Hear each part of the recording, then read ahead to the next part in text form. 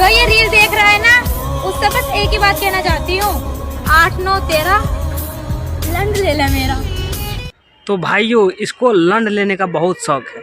इसको नहीं हाथी, नहीं गधा, नहीं भैंस, नहीं घोड़ा, इसे तो चाहिए बड़ा लौड़ा। बड़ा हरामी हो बेटा।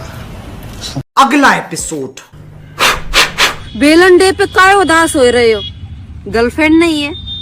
कोई बात नहीं, मैं हूं ना तुम लोगों को काम निकारवे के लिए। चक्कू ले चलो, सस्सों खेत में ले चलो।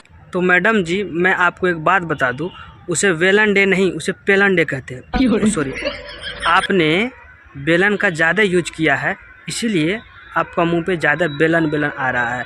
रही बात हम लोगों का शौक पूरा करने का, मेरा नंबर है 92 बैठ के और 93 उठ के।